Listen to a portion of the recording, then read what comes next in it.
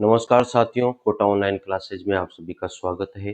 मित्रों, आज से ये हमारा जो है वीडियो बहुत अच्छा और बहुत लाइक तरीके से चल रहा है मित्रों। और ये जो वीडियो है आपका वो छठे नंबर का वीडियो होगा।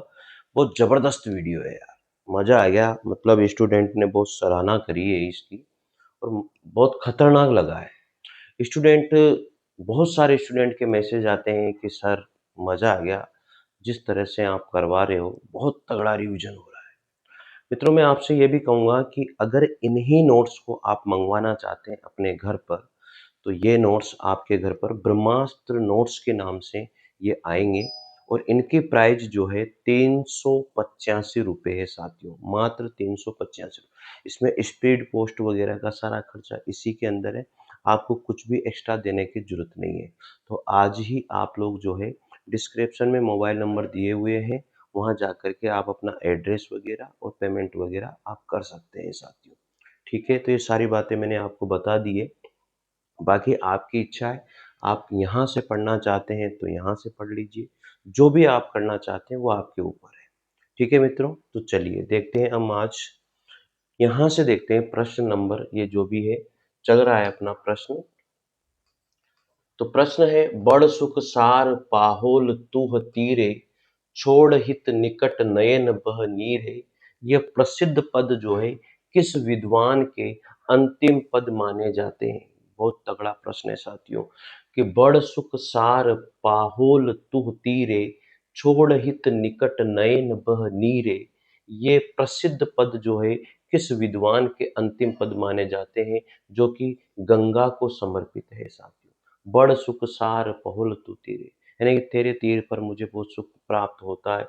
छोड़ हित निकट नयन बह रे, जब से मैं तेरे तीर को छोड़ता हूँ तो मेरे आंखों में आंसू आ जाते हैं। तो ये सारी बातें कहने वाले कौन थे? विद्यापति जी थे। और ये इनके प्रेमिका के जब वहां जाते थे इनको याद आती थी, तो इसलिए इन्होंने ये लिखा था साथियों।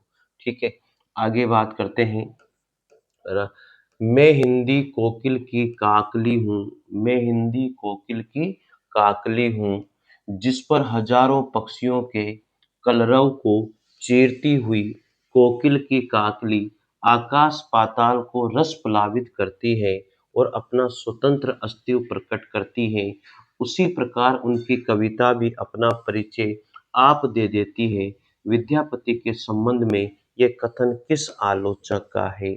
राम वृक्ष बेनीपुरी ने ये कहा है साथियों।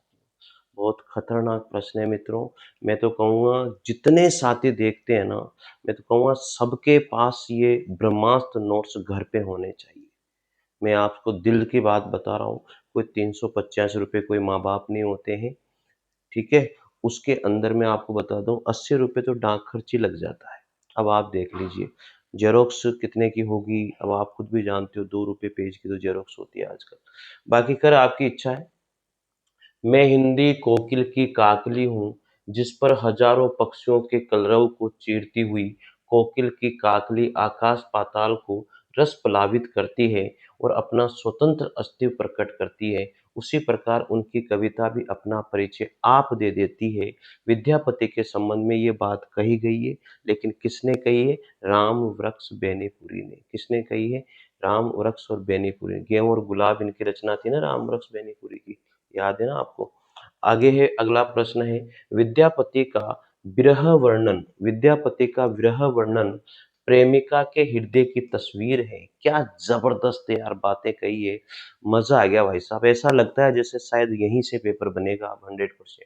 विद्यापति का विरह वर्णन प्रेमिका के हृदय की तस्वीर है, उसमें वेदना है, व्याकुलता है, प्रीतम की प्रीतमा के प्रति तल्लीनता है, कोरी हाय हाय वहां नहीं है। विद्यापति के संबंध में ये कथन किस आलोचक का है साथियों? तो ये कथन जो है राम वृक्ष बेनीपुरी का है। तो दोनों कथन किसका है? राम वृक्ष बेनीपुरी के हैं। किसके लिए है? विद्यापति के लिए। दोनों के दोनों कथन 100% जो है वीआईपी है साथियों, इनको पढ़ लेना ढंग से। दोनों के दोनों कथन विद्यापति के लिए कहे गए हैं और दोनों ही कथन किसने कहे हैं? राम वृक्ष बेनीपुरी के द्वारा कहे गए हैं। ठीक है साथियों, अगले इस पर बात करते हैं। अगला कथन भी राम वृक्ष बेनीपुरी का ही आता है और ये कथन भी जो है विद्यापति के लिए ही कहा गया है। देखो, ये कथन भी किसके लिए कहा गया है? विद्यापति के लिए। विद्यापति ने कविता में अपना आदर्श जयदेव को माना है। विद्यापति ने कविता में अपना आदर्श किसे माना? जयदेव को माना है। साथियों, अच्छा लगे तो कमेंट जरूर कीजिएगा, नहीं लगे, क्योंकि देखो कल एक स्टूडेंट ने मेरे में गालियां भी दी है, मैं आपको बता दूं, और इतना भद्दे तरीके से उसने कमेंट किया है। शायद मुझे लगता नहीं है कि वो स्टूडेंट होगा या वो बेरोजगारी से जूझ रहा होगा, मुझे नहीं लगता इस बात के लिए। लेकिन ठीक है, दुनिया में सब तरह के लोग होते हैं, कोई अच्छा करने वाला व्यक्ति होता है, उसे गालियाँ ज़रूर मिलती है, तो अच्छे करने वाले व्यक्ति को कभी लगती नहीं है।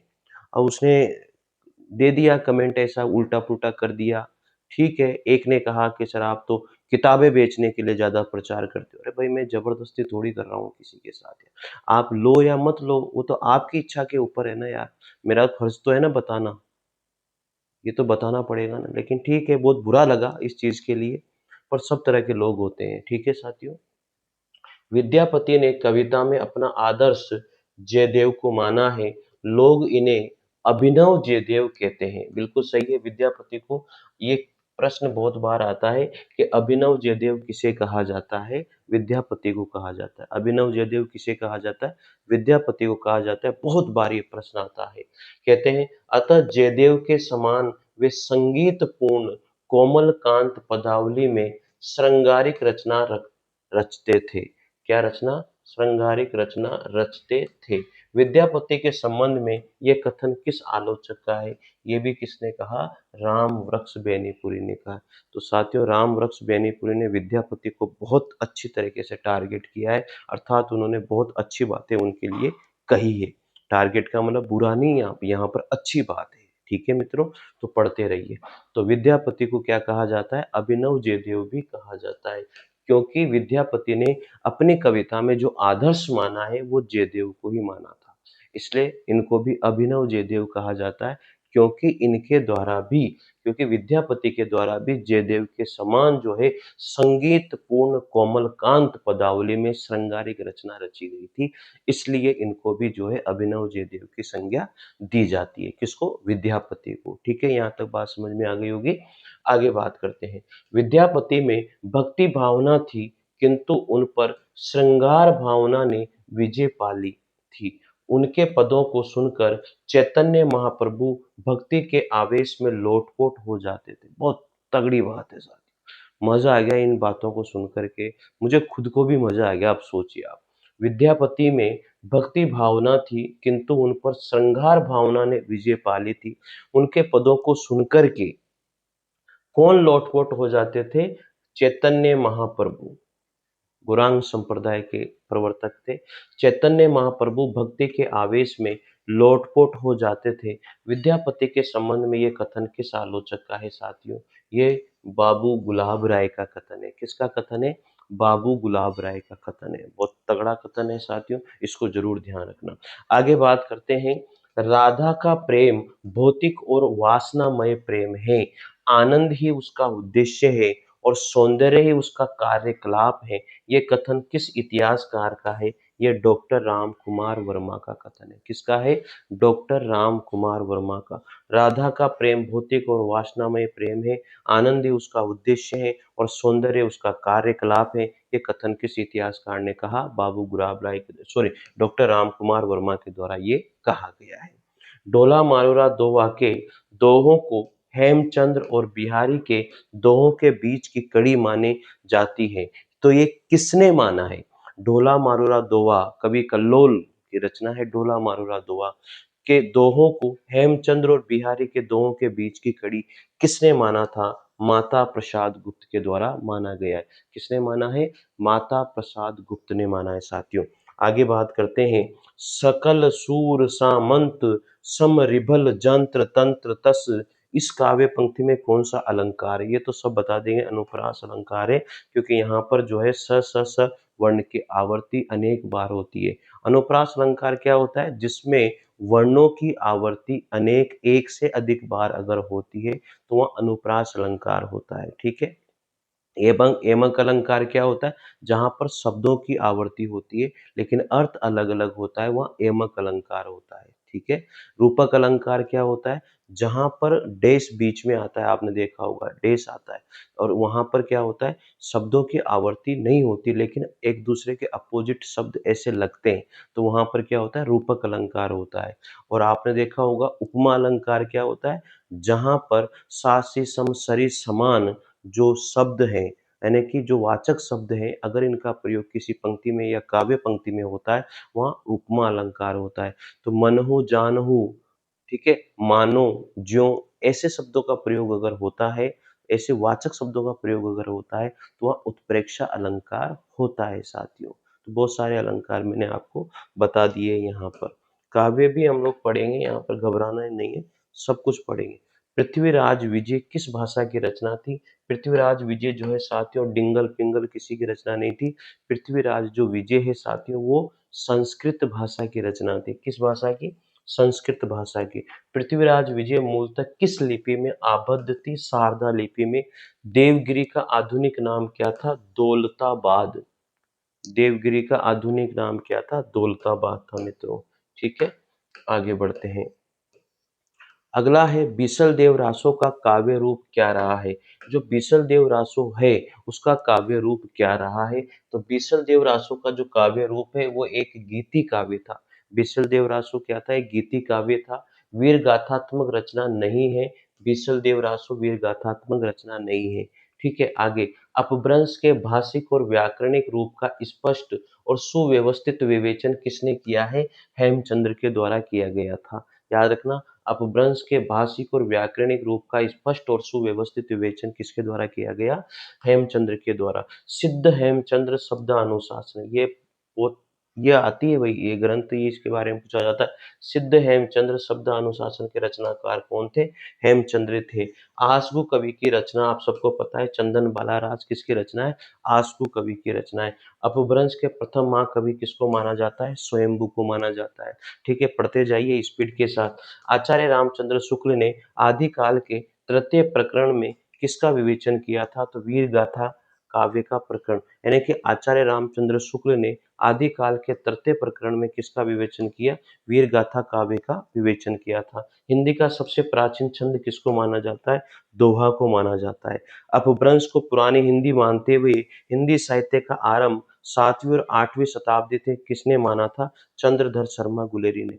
अपभ्रंश को पुरानी हिंदी भी किसने कहा है? चंद्रधर शर्मा गुलेरी ने कहा है। और हिंदी साहित्य का जो आरंभ है वो 7वीं 8वीं शताब्दी से किसने माना था? वो चंद्रधर शर्मा गुलेरी का ही नाम आता है मित्रों इसके अंतर्गत। ठीक है, आगे बढ़ते हैं।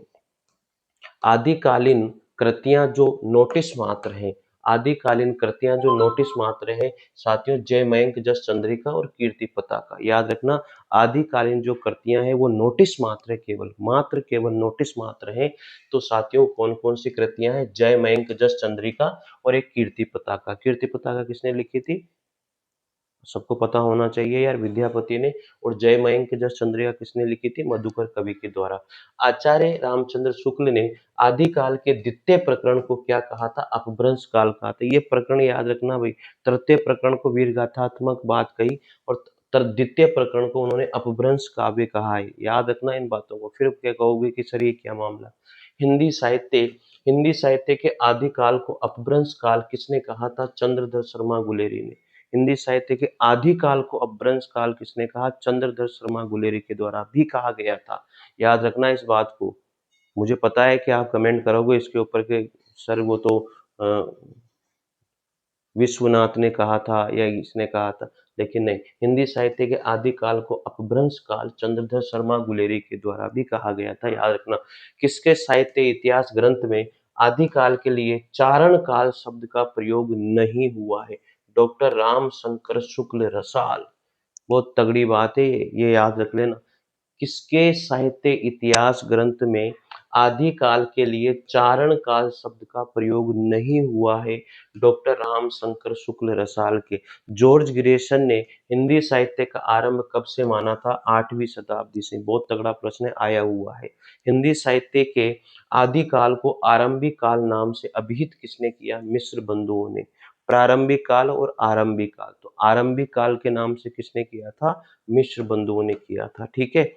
FEKE ने ए हिस्ट्री ऑफ हिंदी लिटरेचर में हिंदी साहित्य को कितने कालों में विभक्त किया है? 4 कालों में विभक्त किया है। ऐसे प्रश्न तो नहीं आते। किसने हिंदी की शेषवावस्था के वृत्तों का वर्णन करने के उपरांत काल विभाजन का आधार हिंदी साहित्य में उठने वाले महत्वपूर्ण आंदोलनों को बनाया था? FEKE। एफ, ठीक है, EKE, इस संस्थान। किसने हिंदी की शेषवावस्था के वृत्तों का वर्णन करने के उपरांत काल विभाजन का आधार हिंदी साहित्य में उठने वाले महत्वपूर्ण आंदोलनों को बनाया था साथियों? तो ये उल्टा सुल्टा कर दिया इन्होंने और कुछ भी नहीं है। ठीक है ना भाई। अगला प्रश्न हम जानते हैं, किस साहित्य इतिहासकार ने जनता की चित्तवृत्ति को काल विभाजन का आधार बनाया? ये तो सबको पता है, आचार्य रामचंद्र शुक्ल थे। तो ये तो आता है भाई। किस साहित्य इतिहासकार ने जनता के चित्तवृत्ति को काल विभाजन का आधार बनाया था? वो था साथियों आचार्य रामचंद्र शुक्ल। पढ़ते जाइए, आगे बढ़ते जाइए। देखिए अगला प्रश्न आता है, हिंदी साहित्य इतिहास लेखन में आचार्य शुक्ल का प्रथम क्रांतिकारी कदम क्या था साथियों? ये आचार्य शुक्ल का प्रथम क्रांतिकारी कदम क्या था? खुद भी पढ़ लीजिए। अपभ्रंश साहित्य को हिंदी साहित्य से अलग मानकर उसे पूर्व पीठिका के रूप में प्रस्तुत करना था। ये प्रश्न कितनी ही बार अच्छे अच्छे कंपटीशन में आ चुका है और first grade, second grade, PGT, TGT कहीं पर भी ये प्रश्न आ सकता है साथियों। ठीक है। तो याद रखना, हिंदी साहित्य इतिहास लेखन में आचार्य शुक्ल का प्रथम क्रांतिकारी कदम क्या रहा था? अपभ्रंश साहित्य को हिंदी साहित्य से अलग मानकर उसे पूर्व पीठिका के रूप में प्रस्तुत करना। सबसे मुख्य बात ये थी इनकी साथियों। ये जो मैं नोट्स आपको पढ़ा रहा हूँ, ये पीजीटी हो, टीजीटी हो, एलटी ग्रेड हो, आरपीएससी फर्स्ट ग्रेड हो, सेकंड ग्रेड हो, जो भी जहां पर भी हिंदी साहित्य का इतिहास आता है ना, जहां पर भी काव्य शास्त्र आता है, जहां पर भी सिद्धांत आते हैं, पाश्चात्य काव्य शास्त्र या भारतीय काव्य शास्त्र जहां पर भी आते हैं, सभी जगह ये बहुत इंपॉर्टेंस रखते हैं। तो सबको पढ़ने चाहिए, चाहे डीएसएसबी पीजीटी टीजीटी हो या बीपीएससी का पीजीटी टीजीटी हो, RPSC first grade second grade हो या फिर एलटी ग्रेड हो या फिर जम्मू की वैकेंसी, कहीं पर भी हिंदी आती हो, केंद्रीय विद्यालय हो, कहीं पर भी केंद्रीय विद्यालय में पीजीटी टीजीटी हो, मैं कह रहा हूँ गारंटी के साथ बहुत जबरदस्त नोट्स है साथियों। और मैं कहता हूँ ये किताब, ये नोट्स आपके घर पर, आपकी टेबल पर होने चाहिए। मेरा तो कहना है, बाकी आपकी इच्छा है। ठीक है साथियों। क्योंकि मैं जब कहता हूँ ना, तो फिर ऐसा लगता है स्टूडेंट को, रे यार तो बेचना चाह रहे हैं, बेचना चाह रहे हैं। वो आपकी इच्छा है यार, पर पता नहीं लोग क्या ही समझते हैं यार, समझ में नहीं आती। तो हिंदी साहित्य इतिहास लेखन में आचार्य शुक्ल का प्रथम क्रांतिकारी कदम था अपभ्रंश साहित्य को हिंदी साहित्य से अलग मानकर उसे पूर्व पीठिका के रूप में प्रस्तुत करना था। ठीक है। तो याद रखना इसको, हिंदी आचार्य शुक्ल का क्रांतिकारी कदम। हिंदी के विधेयवादी साहित्य इतिहास के आधम प्रवर्तक शुक्ल जी नहीं प्रत्युत ग्रेसन है। ये किसने कहा था कि जो विधेयवादी पद्धति है ना, उसके जो प्रवर्तक माने जाते हैं वो शुक्ल जी नहीं है, ग्रेसन है। ये किसने कहा? प्रोफेसर नलिन विलोचन शर्मा जी ये ऐसा कहते हैं। कौन कहते हैं? प्रोफेसर नलिन विलोचन शर्मा। अगला प्रश्न है, the modern vernacular literature of Hindustan Hindi के अध्येता की दृष्टि का केंद्र बिंदु नहीं बन सका क्योंकि वह अंग्रेजी भाषा में लिखा गया था। ये क्यों नहीं केंद्र बिंदु बन सका, जबकि इतना बढ़िया ग्रंथ था, लेकिन वो क्योंकि अंग्रेजी भाषा में लिखा गया था साथियों। ठीक है। अगला है, मिश्र बंधु विनोद में हिंदी साहित्य के इतिहास को कितने कालों में विभाजित किया था? 5 भागों में। मिश्र बंधु विनोद में मिश्र बंधुओं ने हिंदी साहित्य के इतिहास को कितने कालों में बांटा? 5 कालों में बांटकर विभाजित किया था। एशियाटिक सोसाइटी ऑफ बंगाल की पत्रिका के विशेषांक सन 1888 ईस्वी में किस ग्रंथ का प्रकाशन हुआ था? जॉर्ज अब्रायन ग्रेसन के कृत the modern vernacular literature of Hindustan ग्रंथ का जो है प्रकाशन किया गया था। कहां से? 1888 में एक विशेषांक निकला था जिसका प्रकाशन जो है the modern vernacular literature of Hindustan, जो जॉर्ज अब्राहम ग्रेसन का ग्रंथ है, इसका एशियाटिक सोसाइटी ऑफ बंगाल की पत्रिका में प्रकाशन किया गया था साथियों, या इन्होंने प्रकाशित इसको किया था। ठीक है, यहाँ तक कोई समस्या आप लोगों को नहीं होनी चाहिए। मस्त होकर के पढ़ते रहिए और कमेंट जरूर कीजिएगा साथियों यार कि कैसा आप लोगों को लगता है। कमेंट करने से हमें भी प्रोत्साहन मिलता है, और तो क्या है। आगे, the modern vernacular literature of Hindustan को हिंदी का प्रथम साहित्य इतिहास ग्रंथ किसने माना था? डॉक्टर किशोरी लाल गुप्त। बताओ कितना तगड़े प्रश्न है। The modern vernacular literature of Hindustan को हिंदी साहित्य का प्रथम साहित्य इतिहास ग्रंथ किसने माना? डॉक्टर किशोरी लाल गुप्त के द्वारा माना गया था। हिंदी साहित्य के इतिहास का प्रस्थान बिंदु किसे कहा जाता है? शिव सिंह सरोज को कहा जाता है। ऐसे प्रश्न आता है, प्रस्थान बिंदु किसको कहा जाता है? शिव सिंह सरोज को कहा जाता है। तो हिंदी साहित्य इतिहास का जो प्रस्थान बिंदु है, प्रवेश करने का जो बिंदु है, वो शिव सिंह सरोज, ठीक है, प्रस्थान करने का बिंदु यहाँ पर प्रवेश से लेते हैं, तो शिव सिंह सरोज को माना जाता है। डॉक्टर ग्रियर्सन ने अपने साहित्य इतिहास ग्रंथ लेखन में सर्वाधिक सहायता किससे ली थी? तो वो शिव सिंह सरोज से ली थी। डॉक्टर ग्रियर्सन ने जो अपना ग्रंथ लिखा था साथियों, the modern vernacular literature of Hindustan, तो उसमें सबसे ज्यादा जो सहायता ली थी उन्होंने कहाँ से ली थी? शिव सिंह सरोज से, शिव सिंह सरोज से ली थी। पादरी FE द्वारा लिखा गया हिंदी साहित्य इतिहास ग्रंथ किस नाम से प्रकाशित हुआ था? ये हिस्ट्री ऑफ हिंदी लिटरेचर नाम से। ठीक है, FE जो थे वो एक पादरी थे, और इन्होंने हिंदी साहित्य इतिहास ग्रंथ लिखा, वो किस नाम से प्रकाशित हुआ? ए हिस्ट्री ऑफ हिंदी लिटरेचर के नाम से। वियोगी हरि को ब्रज माधुरी सार के संपादन की प्रेरणा कहाँ से मिली थी? पंडित राधाचरण गोस्वामी से। वियोगी हरि को ब्रज माधुरी सार के संपादन की प्रेरणा किससे मिली? पंडित राधाचरण गोस्वामी से। काल विभाजन का सर्वप्रथम प्रयास किसने किया? जॉर्ज अब्राहम ग्रेसन ने। याद रखना, काल विभाजन का प्रयास सबसे पहले किसने किया था? George Abraham Grayson. हिंदी प्रचार में संलग्न संलग्न प्रसिद्ध संस्था एसाइटिक सोसाइटी, जिसने सर्वप्रथम लगभग 600 संस्कृत और हिंदी ग्रंथों को प्रकाशित करने की योजना बनाई थी, इसके संस्थापक कौन थे? William Jones. जब ये योजना बनाई गई तब इसके संस्थापक कौन थे? विलियम जोन्स थे साथियों। क्या नाम था उनका? विलियम जोन्स थे। ठीक है, आगे बात करते हैं। साहित्य प्रत्येक देश की जनता के चित्तवृत्ति का संचित प्रतिबिंब है। यह पंक्ति किस लेखक के? साथियों, अनेक बार इस प्रश्न को पूछा गया है, बहुत बार। साहित्य प्रत्येक देश की जनता की चित्तवृत्ति का संचित प्रतिबिंब है। आचार्य रामचंद्र शुक्ल ने बहुत गर्व के साथ इस बात को कहा था। आदिकाल में खड़ी बोली को काव्य की भाषा बनाने वाले प्रथम कवि किसको माना जाता है? अमीर खुसरो को माना जाता है। क्या बताइए, जबरदस्त प्रश्न नहीं है? जबरदस्त प्रश्न नहीं है क्या? बताओ आप कि आदिकाल में खड़ी बोली को काव्य की भाषा बनाने वाले प्रथम कवि अमीर खुसरो थे, और चित्तवृत्ति का संचित प्रतिबिंब मानने वाले आचार्य रामचंद्र शुक्ल थे साथियों। पढ़ते रहिए मस्त हो करके, ठीक है। चलिए आगे बढ़ते हैं इसी क्रम में। अब आता है अगला प्रश्न। डॉक्टर भोला शंकर व्यास ने पुष्पदंत की तुलना संस्कृत के किस कवि से करना समीचीन समझा है? कवि माघ से। पुष्पदंत, भोला शंकर व्यास ने जो है पुष्य पुष्पदंत या पुष्य पुंड जो भी है, उसकी तुलना जो है संस्कृत के किस कवि से करी थी? माघ से करी थी। विद्यापति मूलतः किस प्रकार के कवि थे? श्रृंगारी कवि थे साथियों। किस प्रकार के मूलतः, ये भी प्रश्न आता है। विद्यापति मूलतः किस प्रकार के कवि थे? एक श्रृंगारी कवि थे। विद्यापति मूलतः किस भाषा के कवि थे? मैथिली भाषा के कवि थे। वैसे तो इन्होंने अवध, संस्कृत और मैथिली तीनों भाषाओं में लिखा, लेकिन मूलतः मैथिली भाषा के थे। साहित्य, हिंदी साहित्य का प्रथम इतिहास स्तुवार्थ ला लिटरेचर या हिंदुस्तानी किस भाषा में लिखा गया? फ्रेंच भाषा में लिखा गया था, गार्सद तासी के द्वारा। सच्चे अर्थों में माने जाने वाला हिंदी साहित्य का पहला इतिहास the modern vernacular literature of Hindustan के रचयिता कौन थे? George Abraham Grayson. सच्चे अर्थों में माने जाने वाला हिंदी साहित्य का प्रथम इतिहास जो है साथियों, पहला इतिहास the modern vernacular literature of Hindustan के रचयिता जॉर्ज ग्रियर्सन थे। हिंदी काव्यधारा, काव्य के रचयिता, हिंदी काव्यधारा केवल इतना है। हिंदी काव्यधारा काव्य के रचयिता निम्न में से कौन है? तो साथियों वो है राहुल सांकृत्यायन। हिंदी काव्यधारा के रचनाकार कौन माने जाते हैं? राहुल सांकृत्यायन।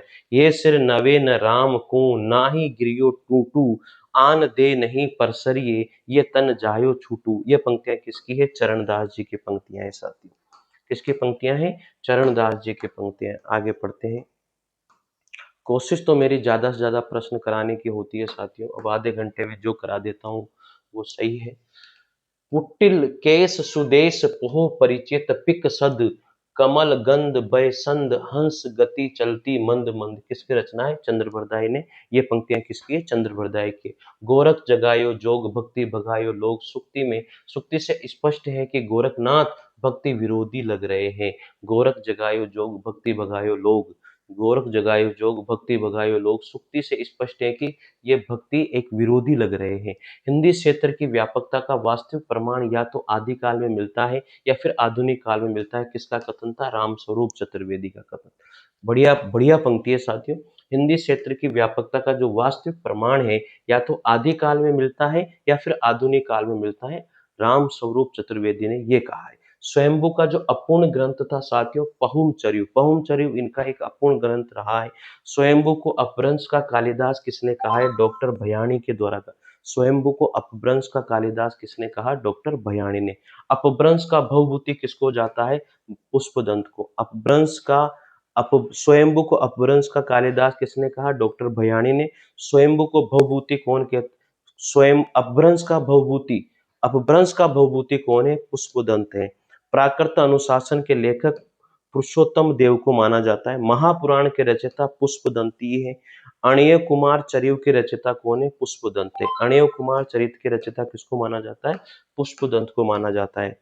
ठीक है। उक्ति व्यक्ति प्रकरण में दामोदर पंडित ने कौशल की भाषा को क्या कहा? अपभ्रष्ट या अपभ्रंश भाषा कहा है। अपभ्रष्ट या अपभ्रंश भाषा कहा है। भाषा की कसौटी पर यदि ग्रंथ को कसते हैं तो और भी निराश होना पड़ता है, क्योंकि वह बिल्कुल बेट खाने हैं, उसमें व्याकरण आदि की कोई व्यवस्था नहीं है। तो ये किस ग्रंथ के लिए कही गई है? पृथ्वीराज रासो के लिए कही गई बात है।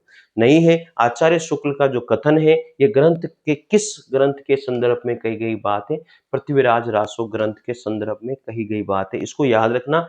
भाषा की कसौटी पर यदि ग्रंथ को कसते हैं तो और भी निराश होना पड़ता है, क्योंकि वह बिल्कुल बैठे खाने हैं, उसमें व्याकरण आदि की कोई व्यवस्था नहीं है। आचार्य रामचंद्र शुक्ल का ये जो कथन है, ये किस ग्रंथ के लिए कहा गया है? वो पृथ्वीराज रासो के लिए कहा गया है।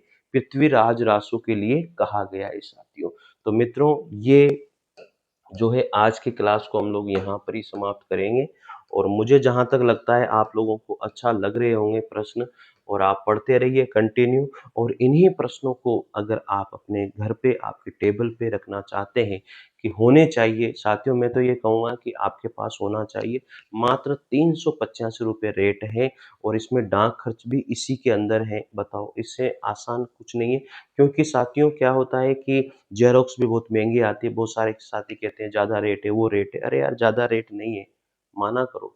ठीक है। और हिंदी साहित्य के नोट्स अगर आपको मंगवाने हैं तो डिस्क्रिप्शन में नंबर दिए हुए हैं। फिर भी मैं नंबर यहाँ लिख देता हूँ। इस नंबर पर आप लोग कॉल कर सकते हैं, व्हाट्सएप कीजिए पर 9929261623। इस पर आप जो है व्हाट्सएप कर दीजिए। आपको बता दी जाएगी पूरी डिटेल कि ये नोट्स कैसे मंगवाने हैं, क्या करना है। स्पीड पोस्ट से आएंगे, मैं आपको फिर बता देता हूँ। और हिंदी साहित्य के नोट्स अगर आपको मंगवाने हैं साथियों, तो मैं आपको बताता हूँ। हिंदी साहित्य के नोट्स देखो, ये हिंदी साहित्य के नोट्स हैं, हैंड रिटन नोट्स हैं। ये दोनों दो भाग आते हैं, हैंड रिटन है हिंदी साहित्य के।